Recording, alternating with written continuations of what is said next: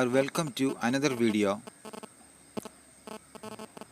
ഇന്ന് ഞാൻ ചെയ്യാൻ പോകുന്നത് ഈ ഇരിക്കുന്ന പഴമില്ലേ, ആ പഴുത്ത പഴങ്ങൾ കൊണ്ടും അതുപോലെ തന്നെ ഈ ശർക്കര കണ്ടോ, നമുക്ക് കാണാമല്ലോ ശർക്കര. ഇതിൽ നിന്ന് ആവശ്യത്തിനുള്ളത് ഞാൻ ചീകിയെടുക്കും. പിന്നെ ഈ വെച്ചിരിക്കുന്ന അരി ഇത്രയൊന്ന് പൊടിച്ച് എടുക്കണം. പച്ചരിയാണ്, പൊടിച്ചെടുക്കണം.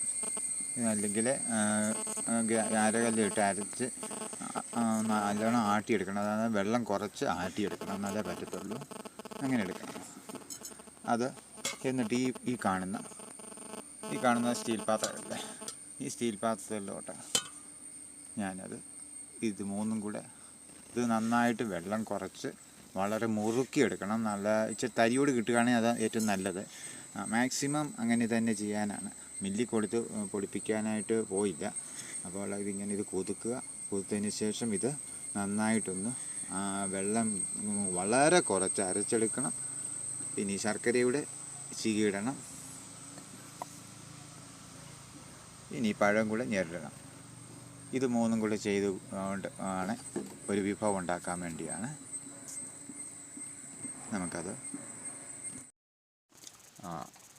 തലേ ദിവസം അരി വെള്ളത്തിലിട്ട് വെച്ചിരുന്നതാണ്. അതും ആ പഴവും ശർക്കരയും ചേർത്ത് ഒന്നുകൂടെ ഈ വേറെ വെള്ളമൊന്നും ചേർക്കാതെ എടുത്തിട്ട് അതിലോട്ട് കണ്ടില്ലേ, ഇച്ചിരി പെരിഞ്ചീരകം ഇട്ടിട്ടുണ്ട്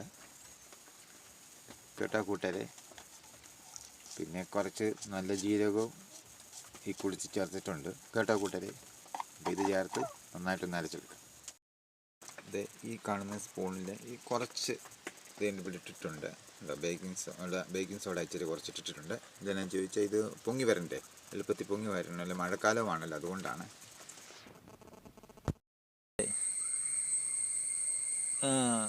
തേങ്ങ ചെറുതായിട്ട് അരിഞ്ഞു വെച്ചിരിക്കുകയാണ്. നമ്മൾ നെയ്യപ്പത്തിന് ചേർക്കുന്നത് പോലെ തന്നെ. ഞാൻ ഒരു സ്വാദിന് വേണ്ടി അത് നെയ്ക്കകത്തൊന്നും വറക്കുന്നില്ല, ഇങ്ങനെ തന്നെ ആ മാവിൻ്റെ അകത്തോട്ട് ഇടുകയാണ്. കാരണം എണ്ണയിൽ തന്നെ വറുത്ത് കോരുന്നതല്ലേ. പിന്നെ അതിലൂടെ കുറച്ച് കറുത്ത എള്ളൂടെ ഞാൻ ചേർക്കുന്നുണ്ട്. അത് ഇതിനകത്ത് മാവ് റെഡിയായി വെച്ചിരിക്കുന്ന മാവിൻ്റെ അകത്തോട്ടാണ്. കണ്ടോ, ഇത് സമയമാകുമ്പോൾ ഒന്നുകൂടെ മിക്സ് ചെയ്തിട്ട് സമയമാകുമ്പോൾ ചുട്ടെടുക്കാനാണ്. ഉണ്ണിയപ്പം ഉണ്ടാക്കാനുള്ള പാത്രമാണ്. പാത്രത്തിൻ്റെ അകത്ത് നമ്മളൊന്ന് കുഴി നിറഞ്ഞ് നിൽക്കണം എണ്ണ. അങ്ങനെയാണ് ചെയ്യാറുള്ളത്. ഇത് വല്ലപ്പോഴും ഒക്കെ ഉണ്ടാക്കാറുള്ളൂ. കാരണം വലിയ വിശേഷ അവസരം ഉണ്ടെങ്കിലോ അല്ലെങ്കിൽ പല കാര്യങ്ങൾ വീട്ടിൽ അങ്ങനെ ഉണ്ടാക്കാറില്ല. അതുകൊണ്ട് ഇത് കണ്ടോ, എണ്ണ നന്നായിട്ട് മേളിൽ വരെ പൊങ്ങി നിൽക്കണം. അതാണ് ഇതിൻ്റെ ആവശ്യമായിട്ടുള്ളത്. ഇത് നല്ലവണ്ണം എണ്ണ അങ്ങോട്ട് തിളച്ച് കഴിയുമ്പോൾ നമ്മൾ മാവ് കോരി ഒഴിച്ച് ചുടുകയാണ്.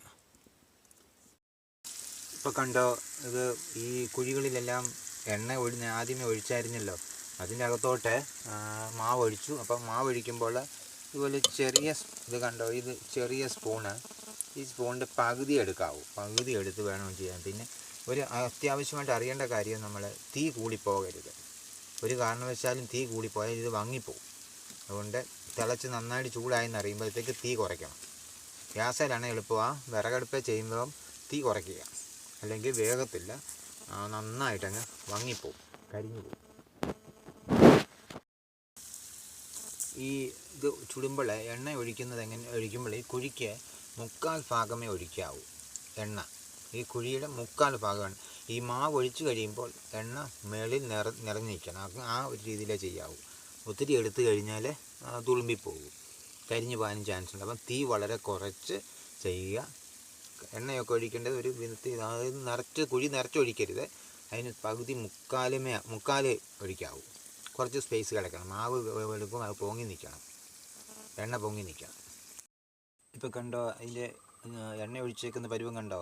എണ്ണ ഒഴിച്ചേക്കുന്നത് അതിൻ്റെ 1/4 ഭാഗമേ ഉള്ളൂ. അവിടോട്ട് നമ്മൾ ഇതുപോലൊരു സ്പൂണിൻ്റെ അകത്ത് ഇങ്ങനെ കുറച്ചൊഴിച്ചാൽ മതി.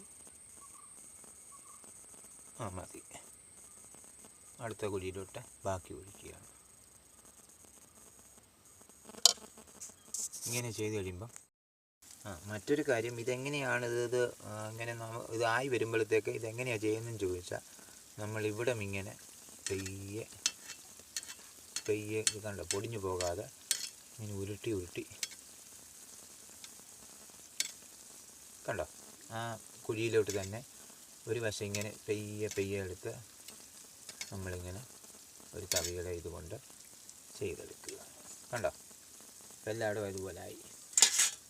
ഇത്രയ്ക്ക് ബുദ്ധിമുട്ടൊക്കെ ഉള്ളതായത്.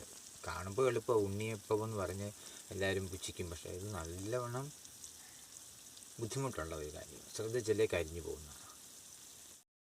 ഇപ്പോൾ കണ്ടോ, അതിൻ്റെ അകത്ത് കുറച്ചേ ഒഴിച്ചിട്ടുള്ളെങ്കിലും അത് ഒരു പകുതി കുഴിയിൽ പകുതിയിൽ അത്രയോളം ഒഴിച്ചാൽ മതി.